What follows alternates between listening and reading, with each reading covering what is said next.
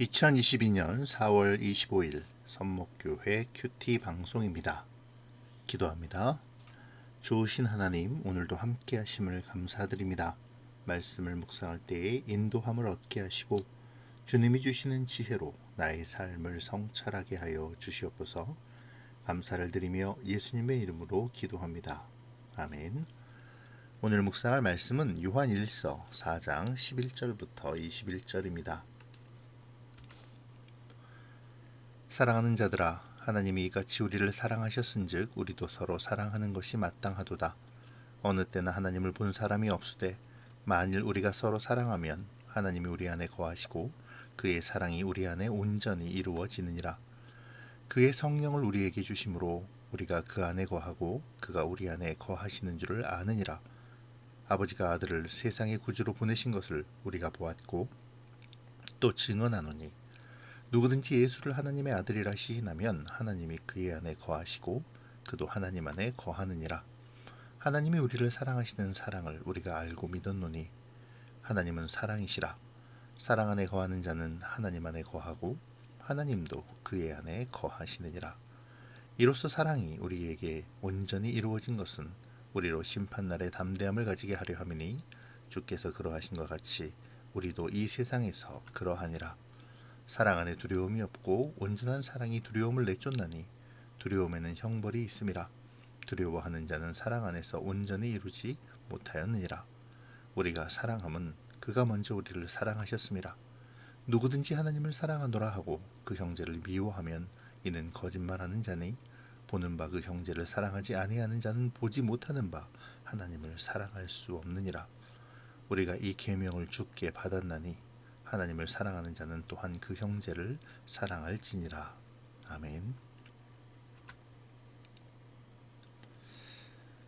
사도 요한은 오늘 본문을 하나님께서 이같이 우리를 사랑하셨으니 우리도 서로 사랑하는 것이 마땅하도다라는 말로 시작합니다. 그리스도의 성육신과 대속적인 사랑을 받은 우리인이 서로 사랑하라는 것인데요. 서로 사랑하라는 것은 예수님이 우리에게 주신 새 계명이기도 하죠.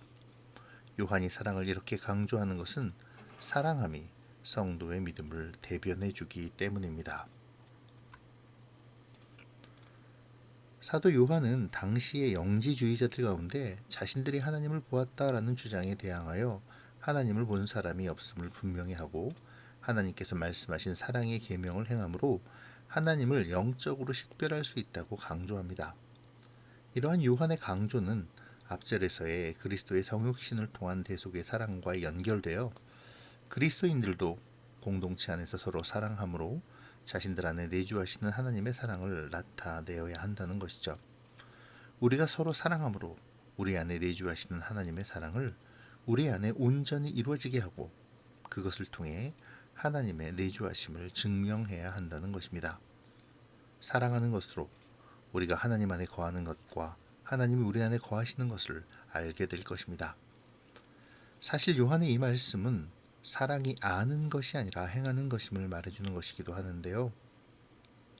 요한은 사랑하는 것을 강조하며 사랑이 아는 것이나 이해하는 것의 문제가 아니라 삶으로 느끼며 실천하는 것임을 분명히 하죠. 또한 요한 사도는 예수님께서 하나님의 아들로 이 땅에 오신 것을 보고 증언한다고 말합니다. 이는 명백하게 당시에 예수님께서 더러운 육신을 입지 않으시고 단지 영적인 존재로 현현하셨다는 영지주의자들의 가현설을 반박하는 것으로 볼 수 있죠. 사실 가현설을 믿는다면 예수님의 대속의 죽음은 부정되는 것입니다. 그렇기에 우리의 구원은 성립되지 못하죠. 영지주의자들의 주장대로라면 우리가 하나님 안에 거하는 것은 불가능한 일입니다.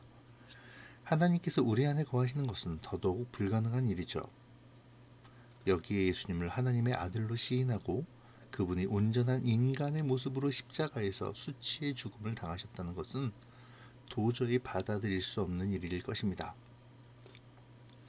요한은 논리와 이성을 앞세워 어떻게 하나님의 아들이 인간의 모습으로 올 수 있는가? 어떻게 하나님이신 예수님이 죽으실 수 있는가를 따지는 영지주의자들에게 단순히 자기가 보고 경험한 하나님의 아들 그리스도를 말하고 있죠. 그것으로 영지주의자들의 미혹을 충분히 반박해내고 있습니다. 요한에게 있어서 구원은 하나님과의 관계를 맺음입니다. 그리고 그 관계를 맺게 하는 매개체가 바로 사랑이죠. 그렇기에 요한은 사랑을 계속 강조합니다. 앞서서 성령으로 말미암고 예수님으로 말미암은 하나님 안의 거함과 하나님이 거하심의 개념이 이제 우리가 서로 사랑함을 통해 이루어짐을 말하죠. 하나님이 사랑이시고 우리는 사랑 안에 거해야 함을 말해줍니다. 사랑으로 담대함을 얻고 세상에서의 두려움을 이겨낼 수 있음을 가르쳐주죠. 사랑은 하나님으로부터 왔습니다. 주님이 먼저 우리를 사랑하셨고 그에 대한 응답으로 우리가 사랑할 수 있죠. 그 사랑이 우리를 담대히 하고 그 사랑이 죽음에서의 두려움을, 세상에서의 두려움을 이겨내게 할 것입니다.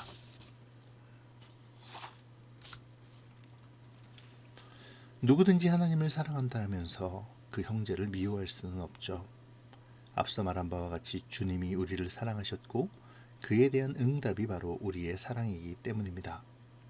마치 별들이 스스로 빛을 내는 것이 아니라 태양의 빛을 반사하는 것처럼 말이죠. 그러므로 하나님의 사랑을 받는 자는 형제를 사랑할 수밖에 없습니다. 누구든지 하나님을 사랑한다 말하며 형제를 미워한다면 그는 거짓말하는 사람일 것입니다.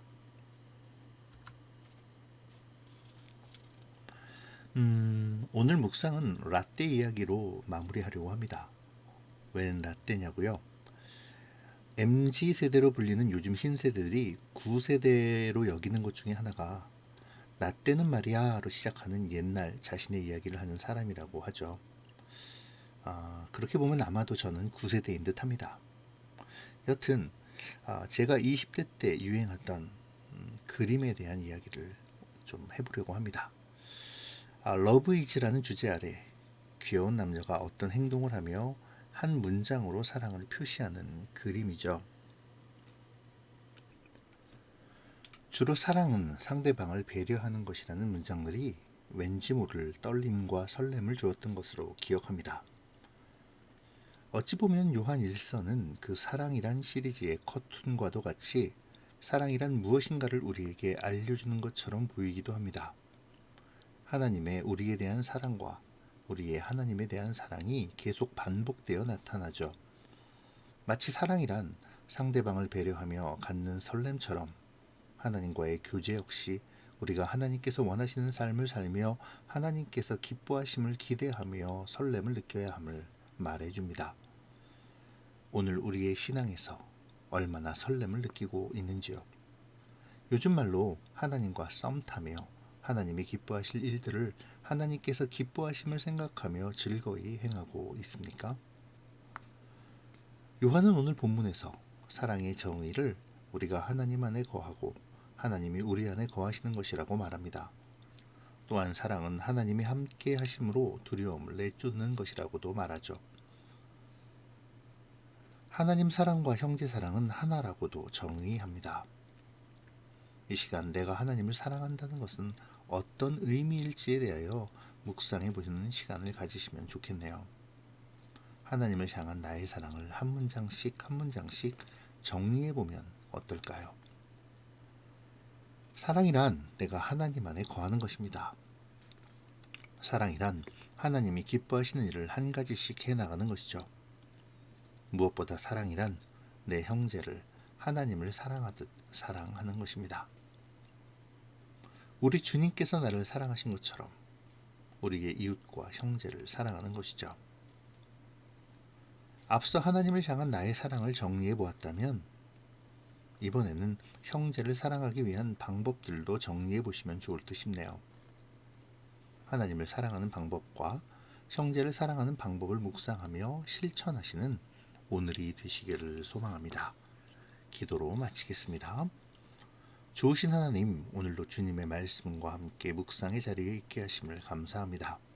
주님, 우리가 사랑을 잃지 않는 주의 백성이 되게 하시고 주님을 사랑하는 만큼 이웃을 사랑하게 도와주시옵소서. 주님이 기뻐하시는 것에 대하여 우리의 마음을 집중하게 하시고 주님이 기뻐하시는 일을 행함으로 우리의 주님에 대한 사랑을 증명하게 하여 주시옵소서. 오늘의 삶도 하나님을 사랑하고 이웃을 사랑하는 구체적인 삶의 모습이 되게 하여 주시기를 바라오며 예수님의 이름으로 기도합니다. 아멘.